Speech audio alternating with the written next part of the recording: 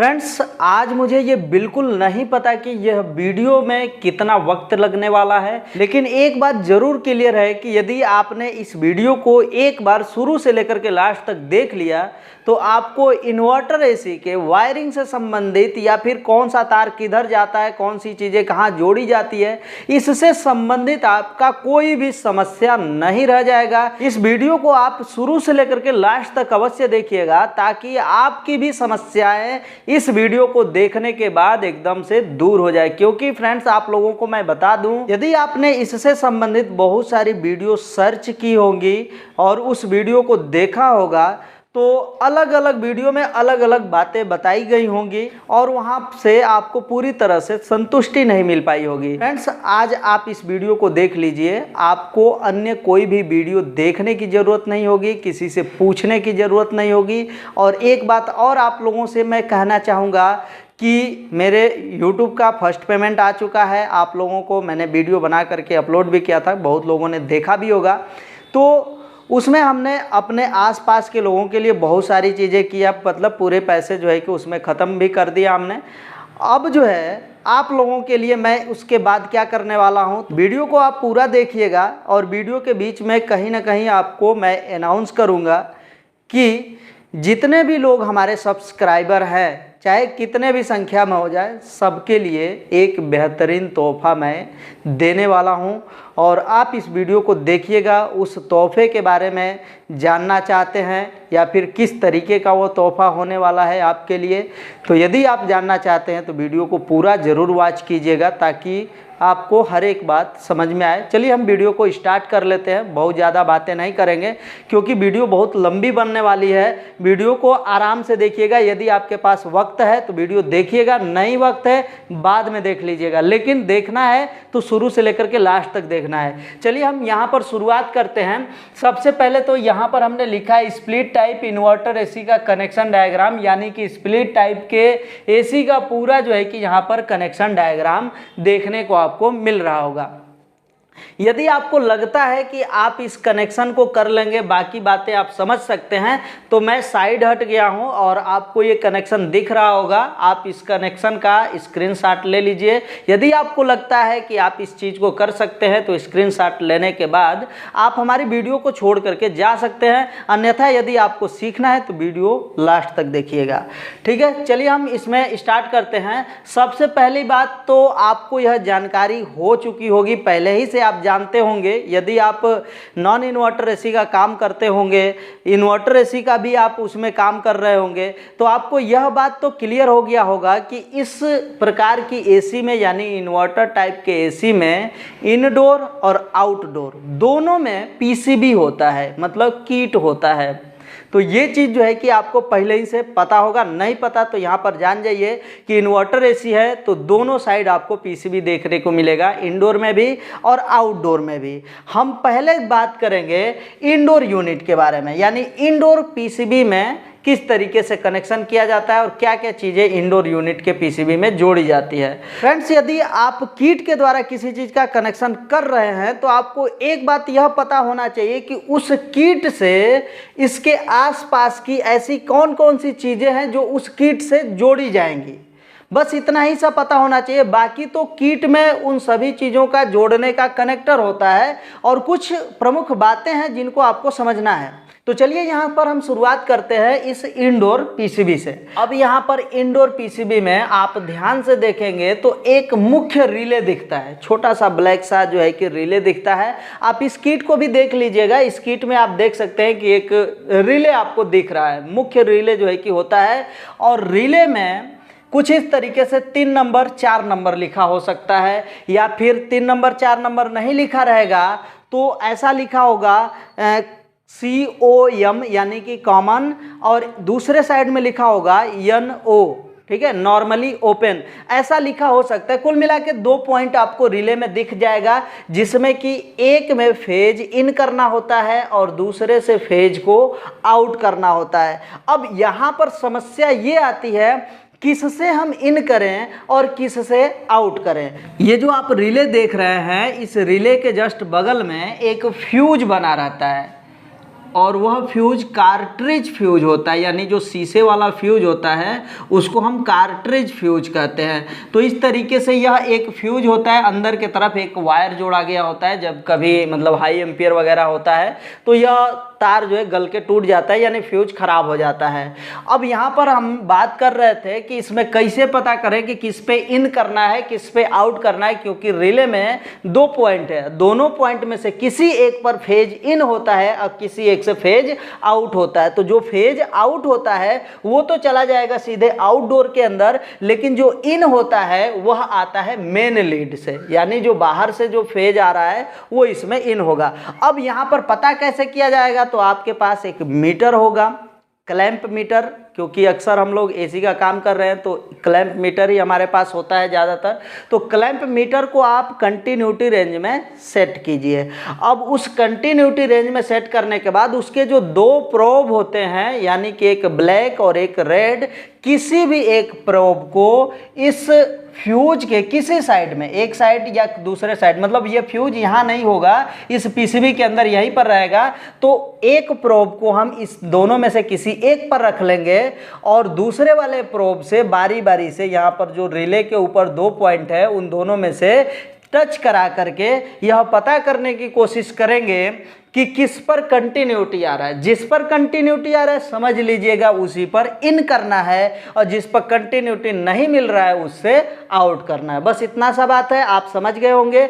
जिस पर कंटिन्यूटी मिल रहा है उस पर इन करना है, जिस पर नहीं मिल रहा है वहाँ से आउट कर दीजिए। तो फेज वाला जो है कि काम जो बाहर से आ रहा है फेज, उसका हमने इनपुट आपको बता दिया। तो इस तरीके से यदि नंबर रहेगा तो 3 और 4 हो सकता है, तो 3 पर इनपुट करना होता है, 4 से आउटपुट करना होता है। यदि नंबर नहीं रहेगा तो हमने आप लोगों को बता दिया है कि कैसे आप चेक करके इनपुट और आउटपुट को समझ सकते हैं। तो हमारा ये फेज इस पर इन हो गया और 4 नंबर से हमने आउट भी कर दिया। यहाँ से एक तीर जो है हम नीचे की तरफ कर दे रहे हैं और एक तीर जो है ऊपर की तरफ कर दे रहे हैं, यानी यहाँ से आया यहाँ से गया। जो आ रहा है आप देख सकते हैं, ये मेन जो है कि लीड का लाइन है वो यहाँ से आया, वो यहाँ पर आ गया, और ये जो 4 नंबर वाला है लाइन यहाँ से होते हुए इधर आउटडोर के तरफ चला गया है। आउटडोर के तरफ 4 तार जाएगा, वो सब चीज़ें जो है कि हम आगे बात करेंगे। तो अभी हमने फेज के बारे में आप लोगों को बता दिया। अब बात करते हैं न्यूट्रल की। न्यूट्रल जो है यहाँ पर आप देख सकते हैं न्यूट्रल आया, और इस पीसीबी के अंदर कहीं ढंग से पढ़ लीजिएगा, ध्यान से पढ़िएगा देख करके, यन इन लिखा होगा, यन इन, या फिर केवल यन लिखा होगा, यानी न्यूट्रल होता है। तो उस जगह पर आप इन कर सकते हैं। उसी के जस्ट बगल में एक और थिम्बल हो सकता है, तो उस जगह से निकाल करके यहाँ आउट करेंगे और वो आउट जो है कि चला जाएगा आउटडोर के अंदर। यदि सिर्फ इसमें यन अकेला है तो यहाँ पर सिर्फ यन को इन कर दीजिए और यहीं से एक तार यन ले करके यहाँ पर जो यन वाला पॉइंट है, यानी जिससे आउट होने वाला न्यूट्रल है, वहाँ से एक छोटा सा तार ऐसे जोड़ा गया होगा। वो पहले ही से जोड़ा गया होता है। यदि आप खुद कर रहे हैं तो ऐसे डायरेक्ट न्यूट्रल को भेजा जा सकता है उसमें। यहाँ पर भी देख सकते हैं जैसे आया वैसे ही ये निकल के उधर की तरफ चला गया। ये चीज़ आप देख रहे हैं, इसको कनेक्टर बोला जाता है। हमने लिख दिया वायर कनेक्टर, यानी तार को यहाँ पर जोड़ने का ऑप्शन रहता है, तो वो चीज़ यहाँ पर लिख दिया गया। तो अभी हमने क्या किया, इस पीसीबी में फेज न्यूट्रल इन कर दिया। न्यूट्रल का एक ऑप्शन रहेगा, कहीं ना कहीं आपको इस पीसीबी के अंदर दिख जाएगा। और उसके बाद अर्थ, ये जो अर्थ वाला वायर है हमने पीसीबी में ऐसे जोड़ा है डायरेक्ट, लेकिन पीसीबी में जोड़ने का वैसा कोई ऑप्शन नहीं है। इसको जो है बॉडी में जोड़ा जाता है, एसी का जो बॉडी होता है उस जगह पर जोड़ा जाता है, एवापोरेटर के बॉडी में जोड़ा जाता है, मोटर इसमें लगा होता है उसके बॉडी में जोड़ा जाता है, यानी अर्थ का तार बॉडी में ही जोड़ा जाता है। और इसमें जो है यदि यह अर्थ का तार कट भी जाता है तो भी हमारी एसी पर कोई प्रभाव नहीं पड़ेगा। यह अर्थ वाला वायर हमारे सेफ्टी के लिए होता है और इसका कोई विशेष रोल नहीं है। एसी को चलाने में इसका कोई विशेष रोल नहीं है। अर्थ जो है हमारे सेफ्टी के लिए होता है। उसके बाद जो है हम बात करते हैं यहाँ पर 909 एक ट्रांसफार्मर या फिर स्टेप डाउन ट्रांसफार्मर, एक छोटा सा ट्रांसफार्मर आपको देखने को मिलेगा। वह ट्रांसफार्मर हो सकता है कि इस पीसीबी से अलग हो या फिर इस पीसीबी के साथ ही लगा हुआ हो। तो यदि यह पीसीबी से अलग रहेगा तो इसके दो कनेक्टर आएंगे और इन दोनों कनेक्टर को कनेक्ट करने के लिए पीसीबी में जगह रहता है। अब इस 909 ट्रांसफार्मर का क्या काम होता है, तो इसमें जो छोटे छोटे सर्किट होते हैं उन सभी सर्किट को जो वोल्टेज होता है वह बहुत कम वोल्टेज की आवश्यकता होती है। यानी आता तो है हमारा 220 वोल्ट, उसको हमें 18 वोल्ट, 9 वोल्ट, 5 वोल्ट जैसे इस तरीके से बांटना होता है। तो यहाँ पर क्या किया जाए, 220 वोल्ट हम इसके अंदर इन करते हैं और यहाँ से 18 वोल्ट निकाल करके इस पीसीबी में दे देते हैं, ताकि जो छोटे छोटे जो इसमें पार्ट्स लगे हुए हैं तो उनको जो है यह सप्लाई दे सके और यह पीसीबी वर्क कर सके। तो इस ट्रांसफार्मर का मतलब आपको पता चल पाया होगा। यदि यह ट्रांसफार्मर नहीं लगा रहता है तो इसका मतलब यह है कि यह इसी के अंदर फिट होगा, ठीक है। यदि यह अलग से आया है तो अलग से आपको ये कनेक्टर लगाना पड़ेगा। यदि इसका तार और कट गया या ट्रांसफार्मर खराब हो गया तो भी हमारा पीसीबी वर्क नहीं करेगी, यानी इसके अंदर जो छोटे छोटे पार्ट्स हैं वो काम नहीं करेंगे। उसके बाद हम बात करेंगे इस मोटर की, जो ब्लोअर मोटर होता है हमारे इंडोर यूनिट के अंदर, उस मोटर के बारे में बात करेंगे। सबसे इम्पोर्टेंट पार्ट है और इसके बारे में आपको समझना, बारीकी से आप समझिएगा तो जा करके आपको बात क्लियर हो पाएगी। इसको हम पीजी मोटर कहते हैं। अब सबसे पहले तो बात करेंगे पीजी मोटर क्या है, तो पल्स जनरेटर बोला जाता है इसको, पल्स जनरेटर मोटर। और यह एक प्रकार का डीसी मोटर है, यानी कि यह एसी सप्लाई पर नहीं चलेगा। जैसा कि 220 वोल्ट पर हम अन्य मोटरों को चला पाते हैं, लेकिन इन्वर्टर एसी का जो ब्लोअर मोटर होता है वो पीजी मोटर है, यानी कि पल्स जनरेटर मोटर होता है, वह डीसी पर काम करेगा। और इसको डीसी भी कितना चाहिए, तो 12 वोल्ट या 24 वोल्ट डीसी नहीं चाहिए, 320 वोल्ट, 310 वोल्ट इस तरीके का इसको डीसी सप्लाई चाहिए। अब इस मोटर के अंदर से आप ध्यान से देखेंगे तो 5 तार निकला होता है। अब फ्रेंड्स यहाँ पर आपको कमेंट करने की ज़रूरत नहीं है कि ये छोटे छोटे आपने क्या लिखा है, ध्यान से समझिएगा। इन सभी के बारे में हम यहाँ पर अभी बताने वाले हैं आपको कि ये सब क्या चीज़ लिखा हुआ है और इसका क्या मतलब होता है।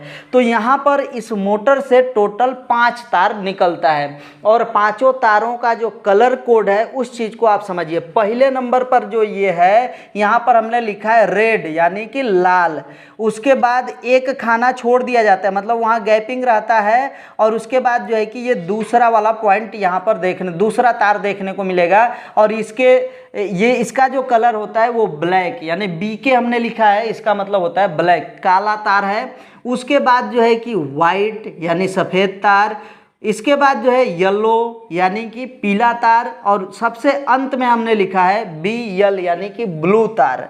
तो यहाँ पर 5 रंग के अलग अलग तार देखने को मिलेगा, जिसमें जो रेड वाला तार होता है थोड़ा सा इन सभी से दूरी बना करके रहता है। आप इस कनेक्टर को ध्यान से देखिए, यह एक पीजी मोटर का कनेक्टर है। और एक बात आप लोगों को यह क्लियर बता दें कि पीजी मोटर जो होता है अधिकतर यानी 90% कंपनियां एक ही कलर कोडिंग बनाती है और एक ही सेम वोल्टेज पर सभी जो है कि चल जाते हैं। अलग अलग आपको इस चीज़ को समझने की ज़रूरत नहीं है, यानी कि कोई अलग कंपनी का मोटर आप देखते हैं तो उसके लिए अलग नियम नहीं लगाना है। कोई भी कंपनी का हो, आप एक ही जैसा जो है कि इसका कनेक्शन कर सकते हैं। एक ही में 5 तार होता है, एक कनेक्टर होता है, इसको ले जाके जगह से फिट कर दिया जाता है। अब बात समझिएगा, इसमें यहाँ पर जो रेड वाला तार आप देख रहे हैं, इस रेड पर लिखा गया है 310 वोल्ट डीसी, यानी कि इस रेड तार से 310 वोल्ट डीसी इसको चलाने के लिए चाहिए।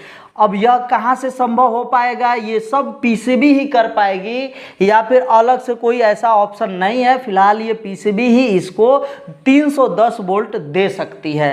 अब उसके बाद यहाँ पर ब्लैक जो तार है ये ग्राउंड होता है, यानी कि इधर जैसे 1 2 3 4 और ये 5 तार हो गया। अब 5 तार में थोड़ा सा ये जो रेड वाला है ऊपर वाला थोड़ा सा दूरी पर रहता है, यानी ये रेड है RD कर देते हैं, ब्लैक है यानी BK कर देते हैं, और ब्लैक के बाद वाइट है, वाइट WT कर देते हैं। और उसके बाद ये येलो है यानी पीला है तो YL कर देते हैं। और यहाँ पर ब्लू है BL ब्लू। अब इन सब का मतलब समझिएगा, यहाँ पर जो है 310 वोल्ट DC लिखा है, तो 310 वोल्ट DC रेड के द्वारा यहाँ पर दिया जाता है। ब्लैक वाला जो है ये ग्राउंड है। और उसके बाद वाइट मतलब जो तार है, जो सफ़ेद वाला तार है, इसको 15 वोल्ट DC की आवश्यकता होती है। 15 वोल्ट DC की आवश्यकता होगी सफ़ेद वाले तार को। अब येलो वाला जो तार है उसको क्या ज़रूरत होती है, तो इसको 0 से जो है 6.5 वोल्ट यानी 6.5 वोल्ट DC सप्लाई की आवश्यकता होती है। फ्रेंड्स, आप लोगों को एक बार और बता दें कि PG मोटर को जितना भी वोल्टेज चाहिए वो सब जो है कि DC वोल्टेज होता है, AC कोई भी नहीं होता है। जो यहाँ पर ब्लू है इसको फीडबैक बोला जाता है, फीडबैक। अब थोड़ा सा इन सभी तारों के बारे में बात कर लें तो रेड वाले को 310 वोल्ट दिया जाएगा जिससे यह मोटर चलता है। और ब्लैक वाले के साथ ही इसको जो है, जैसे आपको पता है ना कि बैटरी का जो प्लस माइनस होता है, मतलब DC मोटर में एक प्लस होता है एक माइनस होता है, तो प्लस वाला जो है 310 वोल्ट होगा। अब माइनस वाला जो है कि ये ब्लैक वाला तार है, यानी कि जो भी DC वोल्टेज आ रहा है वो ब्लैक और यहाँ पर रेड पर 310 वोल्ट बताना चाहिए। और उसके बाद ब्लैक और WT मतलब कि यहाँ पर वाइट, ब्लैक और वाइट के बीच में हमको 15 वोल्टेज चाहिए। ब्लैक और येलो के बीच में 0 से 6.5 वोल्ट के बीच में कुछ भी वोल्टेज चलेगा। अब यहाँ फीडबैक का क्या मतलब है, इस वायर का सिर्फ इतना मतलब है कि हमारी जो मोटर है कितने स्पीड से चल रही है। मान लेते हैं आपने दबा दिया हाई स्पीड पर मोटर चलो, लेकिन मोटर क्या है कि चल ही नहीं पा रहा है, हाई स्पीड में बहुत धीरे धीरे चल रहा है, किसी कारणवश कोई गड़बड़ी हो गई है, तो उस चीज़ को यह फीडबैक क्या होता है, PCB को सूचना देता है और कहता है कि कस्टमर ने बोला है कि हाई स्पीड में चलो, लेकिन यह हाई स्पीड में नहीं चल पा रही है, यानी कि सिर्फ चल रही है किस पे, लो स्पीड पर, यानी बहुत धीरे धीरे चल रही है। तो इससे क्या होता क्या है कि इसी फीडबैक के तार के द्वारा इस PCB को एक सूचना पहुंचती है और उस सूचना के आधार पर इसके अंदर एक एरर कोड दिखाई देने लग जाता है। अब वो एरर कोड क्या होगा वह कंपनी के ऊपर छोड़ दीजिए, मतलब हर एक कंपनी का एरर कोड हर एक चीज़ों के लिए अलग अलग हो सकता है। तो इसी वजह से हम यहाँ पर एरर कोड के बारे में नहीं बताएंगे। यदि आप लोगों का कमेंट आएगा तो एरर कोड के बारे में भी हम वीडियो बना सकते हैं। सभी वोल्टेज के बारे में बता दें तो इससे ये मोटर चलता है 310 से 15 वोल्ट जो होता है। इस PG मोटर के अंदर एक सर्किट होता है, उस सर्किट को चलाने के लिए 15 वोल्ट की आवश्यकता होती है। 0 से 6.5 वोल्ट जो है इसके अंदर क्यों जाता है, तो वह इसलिए जाता है कि आप हाई लो मीडियम जो भी आप रिमोट से कंट्रोल करते हैं तो उससे 0 से इतने के बीच में, यानी कि 2 3 या फिर 2 हो सकता है, 3 हो सकता है, 4 हो सकता है, 5 हो सकता है। यदि 1-2 वोल्टेज है तो इसका मतलब ये थोड़ा सा धीरे चल रहा है। यहाँ पर वोल्टेज थोड़ा सा और अधिक बढ़ गया तो मीडियम हो गया, और उससे अधिक हो गया मतलब 6 वोल्ट के आसपास पहुँच गया मतलब हाई स्पीड में हो गया। तो इस चीज़ को आप समझ गए होंगे कि यह मोटर किस तरीके से चलता है। अब उसके बाद जो है कि यहाँ पर हमारा है डिस्प्ले। अब डिस्प्ले में देखिए हमने 1 2 3 4 5 6 तार जोड़ा है। अब ये 6 तार जो है कि हर एक कंपनी में होता नहीं, किसी में 8, किसी में 9, किसी में 7, किसी में 10, किसी में 12, 15, इस तरीके से जो है इस डिस्प्ले से वायर निकले होते हैं। फंक्शन के अनुसार कितना फंक्शन आप जो है कि AC के अंदर है उसी हिसाब से उसके अंदर से तार निकले होते हैं। तो अब ये तार जो है कंपनी के अनुसार होता है, तो कुछ भी तार हो आपको उससे संबंधित एक कनेक्टर मिलेगा, कनेक्टर में ले जा करके लगा देना होता है। यह डिस्प्ले का कार्य क्या होता है, तो AC हमारी किस हिसाब से चल रही है, टेम्परेचर क्या है, हाई मीडियम लो है, स्विंग चल रहा है कि नहीं चल रहा है, ये सारी चीज़ें जो है आप इस डिस्प्ले में देख सकते हैं। या फिर कोई एरर कोड आता है तो वह एरर कोड भी हमारे इसी डिस्प्ले में शो करता है। अब उसके बाद यहीं पर आपको एक इमरजेंसी ऑन ऑफ स्विच देखने को मिलेगा। भले ही इसका कनेक्शन यहाँ से हो चाहे इधर से कहीं से भी हो, हमारे इस पूरे एसी के अंदर, स्प्लिट एसी के अंदर एक ही स्विच होता है, मैनुअल स्विच, जिसे हम इमरजेंसी ऑन ऑफ स्विच कहते हैं। इस स्विच से आप एसी को बंद भी कर सकते हैं और चालू भी कर सकते हैं। तो फ्रेंड्स यहाँ पर आप इमरजेंसी स्विच के बारे में भी समझ गए होंगे। फ्रेंड्स उसके बाद आप इसमें देख सकते हैं कि 2 स्विंग मोटर लगा हुआ है। अब ये 2 स्विंग मोटर क्यों लगा है इसके बारे में थोड़ा बात कर लेते हैं। एक स्विंग मोटर क्या करता है, ये हमारा इंडोर यूनिट मान लेते हैं कि है, और यहाँ पर ये प्लेट लगी हुई है जो हवा को ऐसे ऐसे करता है ऊपर नीचे। तो एक जो स्विंग मोटर है इस पत्ती को ऊपर नीचे करेगा, और इस पत्ती के जस्ट नीचे कुछ ऐसे जो है कि पत्तियां बनी होती है। इन पत्तियों को साइड में ऐसे ऐसे घुमाने का काम एक स्विंग मोटर करता है, यानी एक दाएं बाएं करने के लिए है और एक ऊपर नीचे करने के लिए है। ठीक है, तो ये 2 स्विंग मोटर हो सकते हैं, किसी में एक भी होगा, किसी में 2 होगा। 2 होगा तो 2 को जोड़ने का यहाँ पर ऑप्शन रहेगा, 1 होगा तो 1 को जोड़ने का ऑप्शन होगा। उसके बाद जो है कि इस पीसीबी में 2 सेंसर लगते हैं, यानी इंडोर साइड में 2 सेंसर लगेंगे। अब इन दोनों सेंसरों में से किसका क्या काम है, किसका क्या नाम है, उस चीज़ को समझिए। देखिए, एक जो है room temperature sensor, plastic head, यहाँ पर ये जो आप हेड देख रहे हैं प्लास्टिक का बना हुआ है, तो वह रूम टेम्परेचर सेंसर है। यदि कॉपर का है तो वह कॉइल सेंसर है, मतलब ये कॉपर हेड है तो कॉइल सेंसर हो गया, प्लास्टिक हेड है तो समझ लीजिए रूम सेंसर हो गया। इस चीज़ को आप देख करके पता लगा सकते हैं। अब ये दोनों सेंसरों का क्या काम है।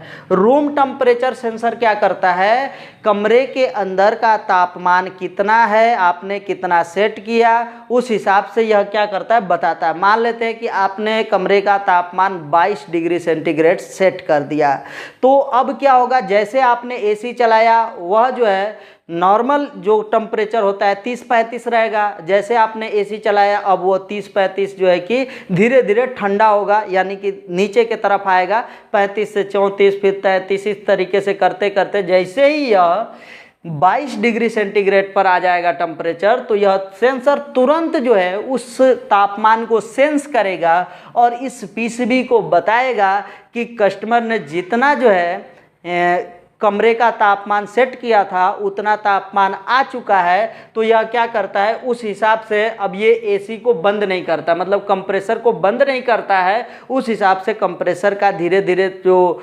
स्पीड होता है वो कम करवा देता है। तो यहाँ से आपका कमरे का तापमान सेंस किया जाता है। कॉइल सेंसर का क्या काम है, तो कॉइल सेंसर लगा होता है एवापोरेटर कॉइल के पाइपों के साथ, ये सटा रहता है। अब नॉर्मल स्थिति में एवापोरेटर पर आइस नहीं आता है, सामान्य स्थिति जो है उसमें एवापोरेटर के ऊपर बिल्कुल भी आइस नहीं आएगा।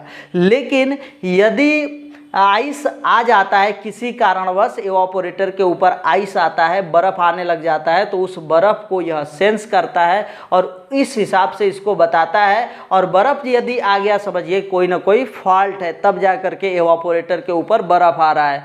बर्फ़ किन स्थितियों में आ सकता है, तो हमारा ये जो पीजी मोटर, ये ब्लोअर मोटर है, इसकी स्पीड कम हो जाती है, तब बर्फ़ आने लग जाता है, क्योंकि वहाँ पर हीट लोड नहीं मिलेगा एवापोरेटर को, क्योंकि ये चलता है तो कमरे की गर्म हवा एवापोरेटर से आर पार होती रहती है, जिससे कि गर्मी मिलता रहता है और उसकी जो मतलब बर्फ़ है वो पिघलती रहे, मतलब कि वहाँ पर बर्फ़ बनने ही नहीं देता है। लेकिन जैसे ही इसका स्पीड कम हो गया, कमरे का जो हवा है वो सही तरीके से उसके अंदर सर्कुलेशन नहीं कर पाएगा, जिससे वहाँ पर आइस आएगी। और एक और कारण हो सकता है, स्प्लिट एसी का जो इंडोर यूनिट है उसमें एयर फिल्टर लगा होता है, वो डस्टी हो चुका है, जाम हो चुका है, तो ऐसी अवस्था में भी क्या होगा, एवापोरेटर कॉइल पर बर्फ़ आएगा और उस समय भी यह कॉइल सेंसर काम करेगा। और जब एसी सर्विस करने लायक हो जाए, यानी एवापोरेटर एकदम गंदा हो जाए, ऐसी स्थिति में भी क्या होता है, एवापोरेटर पर बर्फ़ आएगा और उस समय भी हमारा कॉइल सेंसर काम करता है। तो फ्रेंड्स, उम्मीद है कि आपको ये रूम टेम्परेचर सेंसर या कॉइल सेंसर ये सब कुछ आपको समझ में आ गया होगा। यहाँ पर हमने इस पीसीबी के अंदर जो भी चीज़ें जोड़ी जाती है उन सभी के बारे में बता दिया। एक तार अभी छूट रहा है, वो है सिग्नल का। अब ये सिग्नल वाला वायर पर या तो सिग्नल लिखा होगा या तो कम्युनिकेशन लिखा रहता है, COMM लिखा है। COM लिखेगा तब तो कॉमन है, लेकिन COMM लिख दिया यानी कम्युनिकेशन हो गया, यानी उसको पूरा न लिख करके ये शॉर्ट फॉर्म में ऐसा लिखेगा। तो सिग्नल चाहे कम्युनिकेशन या फिर कुछ अन्य भी चीज़ें हो सकती है। तो यहाँ पर एक कनेक्टर आपको एक्स्ट्रा देखने को मिलेगा, वहीं पर सिग्नल वाला वायर जोड़ा जाता है और उस वायर को जोड़ करके हम इस कनेक्टर में जोड़ेंगे और कनेक्टर से उसी सिग्नल को लेकर के इधर आ जाएंगे और एक अर्थ वाला तार उधर चला जाएगा। देखिए ये बॉडी पर जुड़ा हुआ है, बॉडी का मतलब हमने तो अभी सिर्फ PCB बनाया तो PCB पर ही जोड़ दिया, लेकिन यह होता कहाँ पर है, इस तरीके का जो इंडोर यूनिट का कॉइल होता है उस एवापोरेटर कॉइल पर ये जोड़ा गया होता है और मोटर के साथ भी इसी तार को कनेक्ट किया गया होता है और इसी तार को यहीं से जोड़ करके ये अर्थ वाला तार इस आउटडोर यूनिट के अंदर भी आ जाता है। फ्रेंड्स, हमने इधर से सब कुछ कनेक्शन आप लोगों को करके बता दिया, समझा दिया। अब स्प्लिट एसी के इंडोर से संबंधित कोई सवाल होगा ज़रूर पूछ लीजिएगा कमेंट बॉक्स में। और उसके बाद इसका कनेक्शन करने के बाद यहाँ से टोटल जो है 4 तार निकल करके इधर के तरफ आ रहे हैं। ये चारों तारों में कौन क्या क्या होता है, तो पहला इधर नीचे से आप देखेंगे तो ये है अर्थ। यहाँ पर देखिए 4 तार आया, तो एक है अर्थ, एक होता है सिग्नल, एक होता है न्यूट्रल और एक होता है लाइन। इस तरीके से 4 तार होते हैं। यदि आपको स्प्लिट एसी को पकड़ना है कि मतलब वो इन्वर्टर एसी है या नॉन इन्वर्टर एसी है, तो उसके लिए आप क्या कर सकते हैं, आउटडोर यूनिट का जो कनेक्शन बॉक्स होता है, छोटा सा जो बॉक्स जिसके अंदर 4 तार या 3 तार जोड़े गए होते हैं, उस कनेक्शन बॉक्स को खोलिए, वहाँ पर चेक कीजिए कि कितने तार जोड़े गए हैं। यदि 4 तार जोड़ा गया है जिनमें इस तरीके से लिखा गया है ESNL यानी कि अर्थ, सिग्नल, न्यूट्रल, लाइन ऐसा लिखा गया, तो समझ जाइएगा कि वह इन्वर्टर एसी है। यदि 3 तार है अर्थ, न्यूट्रल, लाइन, तो समझ लीजिएगा कि वह नॉन इन्वर्टर एसी है। तो फ्रेंड्स, ये तो चीज़ आपको समझ में आ गया होगा और इधर का हमने पूरा कनेक्शन भी आप लोगों को बता दिया। अब रह गया आउटडोर यूनिट का PCB और उससे संबंधित कनेक्शन। तो इसको बताने से पहले आपको हम तोहफे के बारे में बता देते हैं कि हम आप लोगों को क्या तोहफा देने वाले हैं। तो फ्रेंड्स, ये जो वीडियो आप देख रहे हैं, इस वीडियो को यदि आप पसंद आ रही है आपको वीडियो, तो वीडियो को लाइक कर दीजिएगा। यदि आपने इस वीडियो को 1 महीने के भीतर 200 लाइक तक पहुंचा दिया, तो हम आप लोगों के लिए इन्वर्टर एसी का बिल्कुल मुफ्त में कोर्स स्टार्ट करेंगे और उस कोर्स में बारीकियों से हर एक इन्वर्टर एसी के हर एक बातों को बताने का काम करेंगे, जिससे आप यदि बिल्कुल भी वीक हैं, बिल्कुल भी नहीं जानते हैं, आपने नॉन इन्वर्टर एसी का काम किया है, इन्वर्टर एसी का काम करना चाहते हैं, तो उस कोर्स में हम वो सारी चीज़ें जो है कि आपको देने का कोशिश करेंगे और वह सब कुछ होगा बिल्कुल फ्री। एकदम आपको कहीं किसी को किसी भी तरह से कोई पैसा नहीं देना है। और एक बात आप लोगों को क्लियर कर दे कि ये जो भी कुछ हम बताएंगे आप पैसे भी दे करके कहीं वो चीज़ें नहीं सीख पाएंगे। तो फ्रेंड्स, यदि आप इस कोर्स को करना चाहते हैं तो हमारे इस वीडियो को 200 लाइक तक पहुंचा दीजिएगा, ताकि हमारा मनोबल बढ़े और हमको ये लगे कि आप देखने के लिए उत्सुक हैं। 1 महीने का हम टाइम दे रहे हैं और लाइक एम भी हमारा बहुत ज़्यादा नहीं है, 200 ही है। और 200 हमारे व्हाट्सएप ग्रुप जो हमने बनाया है, उस ग्रुप में ही 200 से अधिक जो है कि लोग जुड़े हुए हैं। यदि वही लोग चाहें तो इस वीडियो को 200 लाइक तक पहुंचा सकते हैं, लेकिन वही लोग सिर्फ लाइक करें जिनको कोर्स करना है। यदि आप कोर्स करने के इच्छुक हैं तभी आप लाइक कीजिएगा, ताकि हमको भी लगे कि नहीं, ये 200 लोग हमारे ऐसे हैं जो कोर्स करने के लिए इच्छुक हैं। तो चलिए फ्रेंड्स, हम आगे बढ़ते हैं। आप लोग जो है इस वीडियो को 200 लाइक तक पहुंचा दीजिएगा। चलिए हम आगे बढ़ते हैं और आउटडोर यूनिट के कनेक्शन को सीख लेते हैं। यहाँ पर आउटडोर यूनिट में वायर कनेक्टर यानी कि एक कनेक्टर लगा होता है, जिस पर हम इधर से जो 4 तार आता है अर्थ, सिग्नल, न्यूट्रल, लाइन, इनको हम जगह से ही जोड़ेंगे। जैसा इधर का सिग्नल इसके सिग्नल से ही जुड़ेगा, अर्थ जो है अर्थ से जुड़ेगा, लाइन इसके लाइन से जुड़ेगा, न्यूट्रल इसके न्यूट्रल से जुड़ेगा। इसमें किसी भी तरह का कोई भी आपको बदलाव नहीं करना है, अपने से कोई भी गलती से भी बदलाव नहीं करना है, नहीं तो आपकी एसी काम नहीं करेगी। तो यहाँ पर ला करके वो चारों तारों को जोड़ दिया जाता है। अब ये चारों तार हमारे इस पीसीबी के अंदर कहाँ पर जुड़ते हैं वो चीज़ को आप समझिए।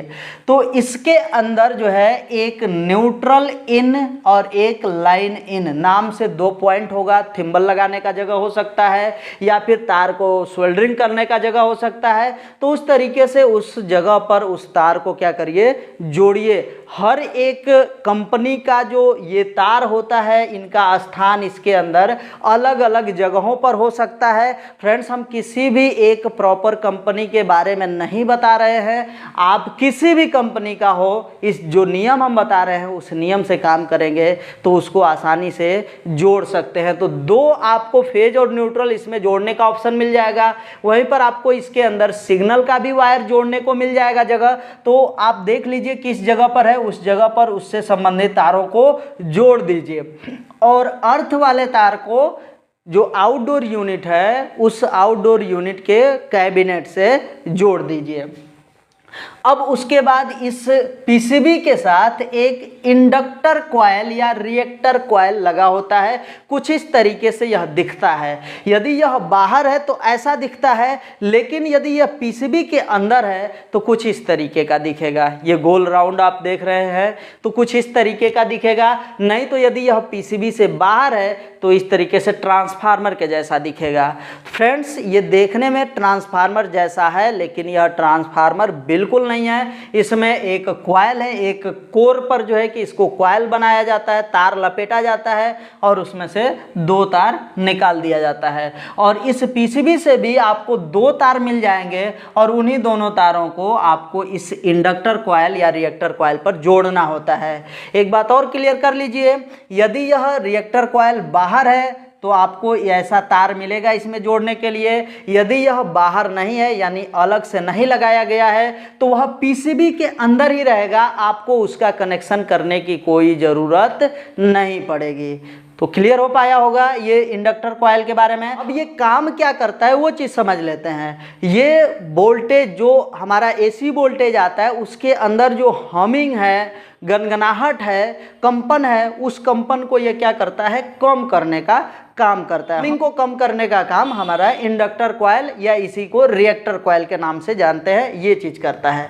अब उसके बाद इसमें और सारी चीज़ें क्या जोड़ी जाती हैं, तो 2 मोटर होता है। आपको पता है कि हमारे आउटडोर यूनिट में 2 मोटर होता है। एक तो आपका कंडेंसर फैन मोटर और दूसरा जो है कंप्रेसर मोटर।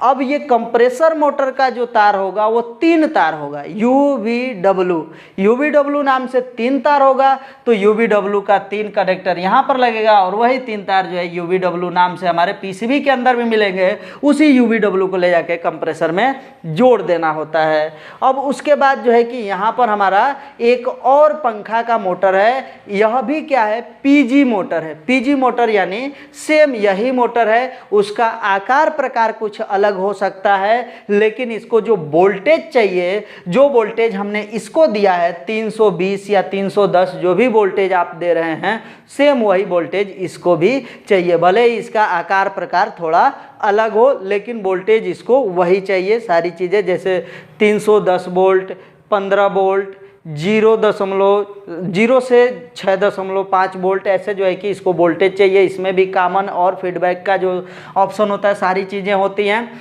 तो सब कुछ जो है कि इसके अंदर होता है। पीजी मोटर यानी कि लगभग सभी एसी में लगने वाले पीजी मोटर एक ही जैसे काम करते हैं। कुछ ऐसे भी कंडेंसर फैन मोटर आएंगे जिसमें केवल 3 ही तार होता है, यूवीडब्ल्यू ही तार होते हैं और वही तार जो है कि इसके अंदर जोड़ दिया जाता है। उसका भी कनेक्टर रहेगा, कनेक्टर जा करके जगह से लग जाता है। तो आपको यूवीडब्ल्यू इसका मतलब कंप्रेसर का समझ में आ गया, ये पीजी मोटर का यानी इसका कनेक्टर ही होता है, उसको लगा दिया जाता है, इसको भी लगा दिया जाएगा, जगह से वो अपना काम करने लग जाएगा। अब इसके बाद इसके अंदर अधिकतम जो है 3 सेंसर आपको देखने को मिल सकता है। ये तीनों सेंसर किस तरीके के होते हैं और इन तीनों सेंसरों में से किस सेंसर का क्या काम होता है उस चीज़ को समझिए। यहाँ पर आप देख सकते हैं 3 सेंसर हैं। 3 सेंसर में पहला हमने ये लिखा है एम्बिएंट सेंसर। एम्बिएंट सेंसर क्या होता है, इसका नाम एम्बिएंट क्यों पड़ा, क्योंकि एम्बिएंट का हिंदी अर्थ होता है वातावरण या परिवेश। परिवेश का मतलब होता है वातावरण। तो वातावरण के तापमान को सेंस करने का काम ये एम्बिएंट सेंसर करता है। यानी हमारे जिस जगह पर हमारी एसी लगी हुई है, आउटडोर उसका लगा हुआ है, उसके आसपास के वातावरण का कितना तापमान है, उस तापमान के अनुसार जो है यह सूचना देता है इस पीसीबी को, और यह बताता है कि पंखे को कितना तेज चलना होगा कि यह कंडेंसर के अंदर की ऊष्मा को बाहर निकाल सकता है। तो ये सेंसर यही बताता है, तापमान को बताता है, उसी हिसाब से यह जो है थोड़ा सा ऊपर नीचे चलता है, यानी कि हाई लो मीडियम के हिसाब से अपना चलता है। इस सेंसर के काम करने के वजह से ही ये हाई लो मीडियम चलता है, उसमें आपको घटाने बढ़ाने की ज़रूरत नहीं है, ये तापमान के अनुसार अपना स्पीड कम ज़्यादा कर लेता है। उसके बाद ये है डिस्चार्ज पाइप सेंसर। हमारा ये जो कंप्रेसर आप देख रहे हैं, कंप्रेसर के जस्ट सर के ऊपर से एक डिस्चार्ज पाइप निकली होती है, उसी डिस्चार्ज पाइप के साथ ये जो सेंसर है सटा रहता है। अब ये सेंसर उस पाइप से सटा क्यों रहता है? अब यह सेंस करता है कि कंप्रेसर के अंदर से जो गैस निकल रही है उस गैस का टेम्परेचर कितना है, कहीं ज़रूरत से ज़्यादा तो नहीं ना है। यदि आवश्यकता से अधिक गर्म जो है कि गैस यहाँ से निकलने लग जाए तो होगा क्या कि यह सेंसर सेंस करेगा, इसको बताएगा और कहता है कि कंप्रेसर जो है मतलब ओवर हीट हो चुका है, यानी ओवर हीट के कारण इधर से गर्म गैस की जो गर्मी है बहुत ज़्यादा गर्म निकल रहा है, और उसके हिसाब से जो है पीसीबी अपना एक्शन लेती है और इस कंप्रेसर को बंद करती है। और कंप्रेसर के बंद करने के साथ साथ इधर एक सूचना आता है, और उस सूचना के आधार पर इस डिस्प्ले के अंदर एक एरर कोड शो होने लग जाता है, और उस एरर कोड को देख करके ही आपको यह फॉल्ट पकड़ना होता है कि क्यों जो है ऐसा हो रहा है, या फिर क्यों ऐसा बंद क्यों हो रहा है एसी हमारी। तो वो सारी चीज़ें आपको यहाँ से एरर कोड जो आएगा उस एरर कोड को देख करके समझना होता है। उसके बाद condenser pipe sensor. Outdoor unit के अंदर जो कंडेंसर होता है, कंडेंसर का जो आउटलेट पाइप होता है उसके साथ यह सटा रहता है, और इसका काम ये है कि कंडेंसर के अंदर से जो रेफ्रिजरेंट है वो पूर्ण रूप से लिक्विड में निकल रहा है कि नहीं निकल रहा है, उसके तापमान को यह सेंस करके पता लगा लेता है कि हमारे कंडेंसर से जो आउट हो रहा है गैस वह पूर्ण रूप से रेफ्रिजरेंट मतलब द्रव में बन गया है, यानी लिक्विड में बन गया है या नहीं बना है। ये सारी चीज़ें जो है सेंस करने का काम हमारा ये कंडेंसर पाइप सेंसर करता है। यदि वह कंडेंसर से रेफ्रिजरेंट पूर्ण रूप से द्रव में नहीं बनता है, कुछ वाष्प में ही आ जाता है, यानी कि ओवर हीटिंग की समस्या आती है, तो ऐसी अवस्था में भी इससे क्या होगा, इसमें सूचना जाएगा कि कंडेंसर सही से अपना काम नहीं कर पा रहा है। तो कंडेंसर जब सही से काम नहीं करेगा तो इसको एक सूचना मिलती है, और उस सूचना के आधार पर इधर फिर से एक एरर कोड शो होता है। यानी जो भी एरर कोड वगैरह आता है, जो भी फॉल्ट आते हैं और उससे संबंधित एरर कोड आता है, तो उन सभी के लिए ये सेंसर ही जिम्मेदार होते हैं। मतलब ज़्यादातर केस में ये सेंसर ही बताते हैं सारी चीज़ों को कि किधर क्या प्रॉब्लम हो रही है, उस हिसाब से इधर एक क्या बोलते हैं, इधर एरर कोड आ जाता है। एक और इम्पॉर्टेंट टॉपिक है जो कि हम इसी में कवर करना चाहते हैं। यदि आपका वक्त होगा तो थोड़ा सा और समय दे करके इस वीडियो को देख लीजिएगा, क्योंकि वीडियो बहुत ज़्यादा लंबी हो रही है, लेकिन उससे कोई फ़र्क नहीं पड़ता है। यदि आप देखना चाहते हैं, समझना चाहते हैं, तो वीडियो आप पूरा देख लीजिएगा। अब यहाँ पर सीख लेते हैं कि इंडोर और आउटडोर यूनिट में कौन सी पीसीबी खराब होती है, क्योंकि कभी कभी क्या होता है, जो भी फॉल्ट आने लग जाते हैं, हमारा कंप्रेसर मान लेते हैं नहीं चल रहा है, उधर फैन मोटर नहीं चल रहा है, तो ऐसी स्थिति में पहले हमको कंफर्मेशन करना होता है कि वह समस्या हमारे इंडोर पीसीबी से आ रही है या फिर आउटडोर पीसीबी से आ रही है।